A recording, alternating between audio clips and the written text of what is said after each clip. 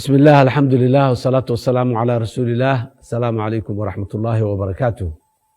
dadka Soomaaliyeed meel kastoo ay joogaan dalka iyo dibadiisaba waxaan leeyahay ciid mubaarak, ciid wanaagsan. ciidan iyo ciido kale badan waxaan leeyahay nabad iyo barwaaqo iyo baraaro ku gaara.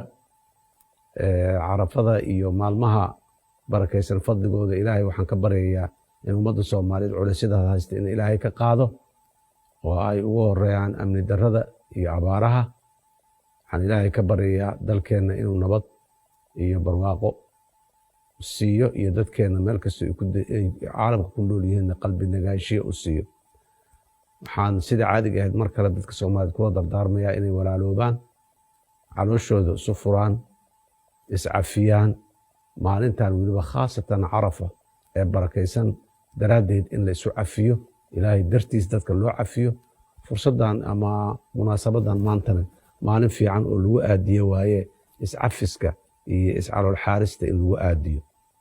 waxaa intaas dheer oon rabaa dadka Soomaaliyeed walaalaha meel kastoo ay joogaan inaan kula dardaarmo.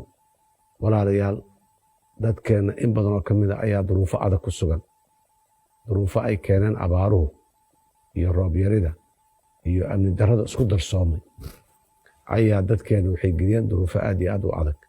waxaan dadka Soomaaliyeed meel kastoo ay joogaan aan ka codsanayaa in la istaageero. kooda waxaysan ninkooda waxaystahay inuu la wadaago deriskaaga. fiiri meel kastoo aad joogtaba maanta deriskaaga ma faraxsan yahay, ma ciidayaa, caruurtiisa muxuu ahaay maraq iyo hilib ma cunayaan, adiga haddii gurigaaga laga cunayo laga cabayo. marka walaalayaal, farxadda aan wadaagno.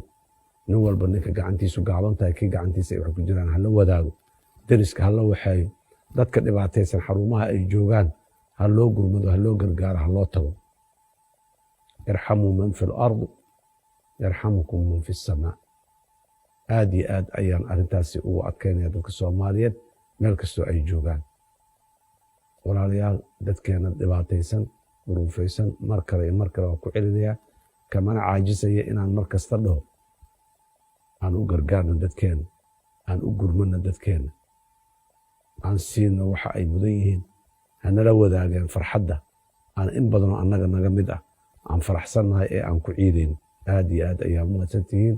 wasalaamu calaykum waraxmatullaahi wabarakaatu.